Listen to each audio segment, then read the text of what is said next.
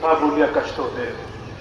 তাদের জন্য আল্লাহ তাআলা আগেই কোরআনের মধ্যে বলিয়ে দিয়েছেন কি দুনিয়ার মধ্যে তো তোমরা খুব খুশিতে আছো, কিন্তু এমন একটা সময় আসবে কি তোমরা বলবো কি আমিও যদি মুসলমান হইতো তো কত ভালো হইতো, হায় আফসোস আমরাও যদি মুসলমান হইতাম, জানি কি মুসলমান হইতে পারি নাই।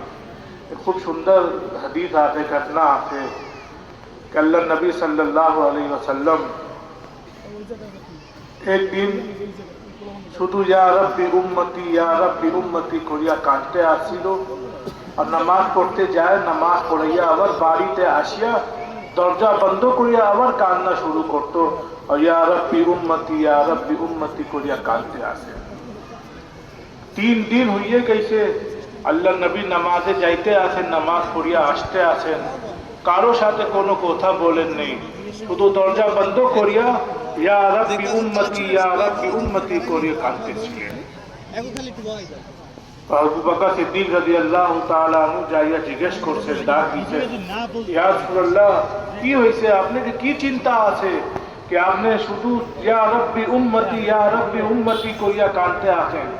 আবু বকর সিদ্দিক রাদিয়াল্লাহু তাআলা আনহুর প্রশ্ন উত্তর আল্লাহ নবী দেননি, চুপ ছিলেন।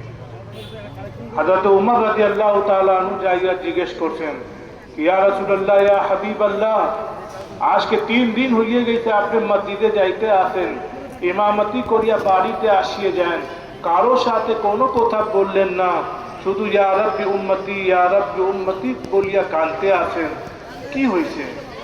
হযরত উমর রাদিয়াল্লাহু তাআলা আনহু প্রশ্ন উত্তর দিয়ে আল্লাহর নবী দেননি। তারপর সলমান ফারসি রাদিয়াল্লাহু তাআলা আনহু যাইয়া জিজ্ঞেস করছেন, ইয়া রাসূলুল্লাহ ইয়া হাবিবাল্লাহ, কি হয়েছে, আপনি কেন 3 দিন হয়ে গেছে কারো সাথে কোনো কথা বলেন নাই, শুধু ইয়া রব্বি উম্মতি বলে কাঁদতে আছেন? আল্লাহর নবী সলমান ফারসির উত্তর भी দেন নাই। তো সলমান ফারসি রাদিয়াল্লাহু তাআলা আনহু হযরত ফাতিমাতুজ জাহরা রাদিয়াল্লাহু তাআলা আনহার বাড়িতে গেছেন, যাইয়া বলছেন कि आपने तो अल्लाह नबीर कलेजा टुकड़ा, आपने तो खातून जन्नत, আপনি দেখুন পুরসরাত থেকে পার হইবেন তো আল্লাহ তরফ থেকে আওয়াজ আসবে সবাই 4 চোখকে নজরকে নিচে করিয়ে লো, আল্লাহ নবীর মেয়ে খাতুন জান্নাত ফাতিমাতুজ জাহরা রাদিয়াল্লাহু তাআলা আনহা এখান থেকে যাইতে আছে। তো হযরত ফাতিমাকে যাইয়া জিজ্ঞেস বলবেন কি আপনি যাইয়া আল্লাহ নবীকে জিজ্ঞেস করেন, আল্লাহ নবী কাঁদতে আছে। সাহাবা ইকরামরা তো আল্লাহ নবীর জন্য পাগল ছিল, দিওয়ানা ছিলেন, আল্লাহ নবীকে কাঁদে তারা একদম ছটপট হয়ে গেছে, কেন আল্লাহ নবী কাঁদতে আসেন, কারো সাথে কথা বলেন নেই। হযরত ফাতিমাতুজ জাহরা রাদিয়াল্লাহু তাআলা আনহা যখন বাড়িতে আসছেন, দেখছেন কি আব্বা জান কাঁদতে আসে, আল্লাহ নবী করিম সাল্লাল্লাহু আলাইহি ওয়াসাল্লাম ইয়া রব্বি উম্মতি বলে কাঁদতেছেন। হযরত ফাতিমাতুজ জাহরা বললেন কি আমি আমার আব্বা জানের চেহারা মুবারককে দেখছি কি হলুদ মতো একদম হয়ে গেছে, और चेहरा मुबारक ऊपर कांदते कांदते घाव हो गए।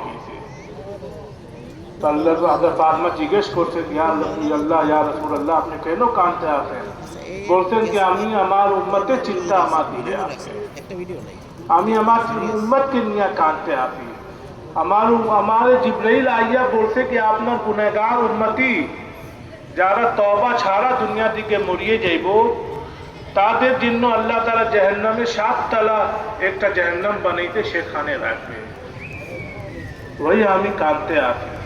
তো আল্লাহ নবী হযরত জিবরাইল আলাইহিস সালাতু ওয়াস সালাম কে পাঠাইছেন, যাইয়া হযরত জিবরাইল আলাইহিস সালাতু ওয়াস সালাম বলছেন ইয়া রাসূলুল্লাহ আল্লাহ তাআলা বলছেন ওয়ালা সাউফা ইউতিকা রাব্বুকা ফাতারদা, আপনার রব আল্লাহ আপনাকে এত দান করব কি আপনি খুশি হয়ে যাবেন, এত বড় নেমত দিব আপনার উম্মত ব্যাপারে কি আপনি খুশি হয়ে যাবেন।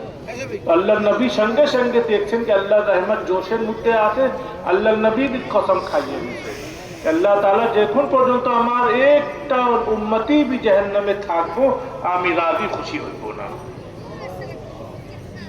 আল্লাহ নবী এত মোহব্বত করছেন। তো আল্লাহ নবীকে আল্লাহ নবী খুব কাঁদতে আসিল, খুব সবসময় চিন্তা করতো। আল্লাহ তাআলা বলছেন যে আপনি চিন্তা না করেন, আপনার উম্মত যেহেতু যদি মৃত্যুর 1 বরস আগে তওবা করিয়ে নিব, যত বড় পাপই হয় না কেন আমি আল্লাহ তারে মাফ করিয়ে দিব। আল্লাহ নবী বলতেন কি এখনো আমি রাজি খুশি হই নাই, আল্লাহ 1 বছরের মধ্যে তো আমার উম্মত আবার গুনাহ করতে পারে, শয়তান তো সব সময় আমার উম্মতের লোকে থাকে, 1 বছর তো অনেক সময় হয়ে যায়, আপনি এটা কমিয়ে দেন।